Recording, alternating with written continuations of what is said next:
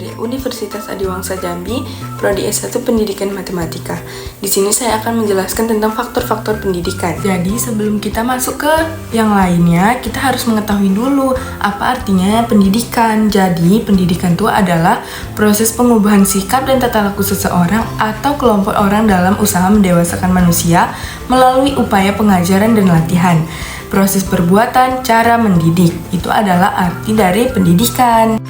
Nah, selanjutnya aktivitas pendidikan ada 7 faktor pendidik yang dapat membentuk pola interaksi atau saling mempengaruhi dalam pendidikan. Antara lain, setiap aktivitas tentunya memiliki tujuan yang hendak dicapai. Begitu pula dengan suatu pendidikan. Ia mempunyai tujuan, dikatakan bahwa tujuan pendidikan nasional ialah untuk mencerdaskan kehidupan bangsa dan mengembangkan manusia Indonesia seutuhnya. Nah, yang selanjutnya ada pun fungsi tujuan. Yang pertama ada mengakhiri usaha, yang kedua ada mengarahkan usaha, ketiga ada merupakan titik pangkal untuk mencapai tujuan-tujuan lainnya, dan yang keempat memberi nilai pada usaha yang berhasil ataupun tidak. Faktor pendidikan itu mempengaruhi 2. Yang pertama adalah mempengaruhi orang tua, yang kedua adalah guru. Jadi kita mau masuk dulu yang ke orang tua. Ya, orang tua adalah pendidik yang pertama dan utama bagi anaknya. Dari orang tua lah, kemudian kita anak-anak mengenal lingkungan, dan orang tua lah yang memperkenalkan pergaulan kepada anak-anaknya. Oleh karena itu, menjadi orang tua memiliki konsekuensi terhadap tanggung jawab dan pendidikan atas anak-anaknya yang lahir kepada mereka. Dengan kata lain, pendidikan anak merupakan tanggung jawab bagi orang tua. Yang nomor 2 adalah guru. Dalam Undang-Undang Nomor 20 Tahun 2003 tentang Sistem Pendidikan Nasional pada Bab 11 Pasal 39 tentang Pendidikan Tenaga Kependidikan dinyatakan bahwa pendidik merupakan tenaga profesional yang bertugas merencanakan dan melaksanakan proses pembelajaran, menilai hasil pembelajaran, melakukan pembimbingan dan penelitian, serta melakukan penelitian dan pengabdian kepada masyarakat, terutama pendidikan di perguruan tinggi. Nah, selanjutnya kita masuk ke faktor peserta didik. Peserta didik dalam pengertian umum adalah setiap orang yang menerima pengaruh dari seseorang atau sekelompok orang yang menjalankan kegiatan pendidikan. Sedangkan dalam arti sempit ialah anak yang diserahkan kepada tanggung jawab pendidik. L.G. Combarge menemukan kebutuhan anak didik sebagai berikut. Yang pertama, ada kebutuhan afesiasi atau kasih sayang. Yang kedua ada kebutuhan diterima oleh orang tua.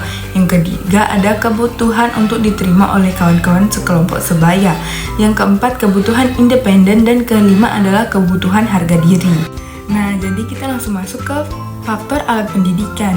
Alat pendidikan adalah segala sesuatu atau apa saja yang dipergunakan dalam usaha mencapai tujuan pendidikan. Pendidik juga sebagai usaha juga merupakan alat untuk mencapai tujuan pendidikan. Jadi alat pendidikan dapat alat dari suatu alat, yaitu alat pendidikan segala perlengkapan yang dipakai dalam usaha pendidikan disebut dengan alat pendidikan. Nah, selanjutnya kita masuk ke faktor lingkungan pendidikan. Jadi, faktor lingkungan pendidikan ini ada dibagi menjadi 2. Yang pertama ada lingkungan keluarga, dan yang kedua ada lingkungan sekolah. Jadi, kita harus tahu dulu nih apa yang dimaksud dengan lingkungan. Jadi, lingkungan merupakan salah satu faktor pendidik yang ikut serta menentukan corak pendidikan yang tidak sedikit pengaruhnya terhadap peserta didik. Nah, apa sih yang dimaksud dengan lingkungan keluarga? Nah, jadi lingkungan keluarga itu merupakan madrasah pertama seseorang anak sebelum mereka terjun ke dunia pendidikan selanjutnya, yaitu sekolah. Nah, lingkungan sekolah, selain keluarga, lingkungan sekolah juga berperan besar dalam dunia pendidikan. Fokus utama pendidikan adalah sebuah sekolah. Seorang anak tidak pernah sekolah, pemikirannya akan berbeda dengan anak yang pernah sekolah. Tadi kan kita sudah belajar tentang faktor lingkungan, yang sekarang kita akan belajar tentang faktor isi dari materi pendidikan. Jadi, yang termasuk dalam arti atau materi pendidikan ialah segala sesuatu oleh pendidikan yang akan langsung disampaikan kepada peserta didik dalam rangka mencapai tujuan pendidikan dalam usaha pendidikan yang diselenggarakan di keluarga, sekolah, dan masyarakat. Ada syarat utama dalam pemilihan materi pendidikan, yaitu materi harus sesuai dengan tujuan pendidik dan materi harus sesuai dengan kemampuan peserta didik.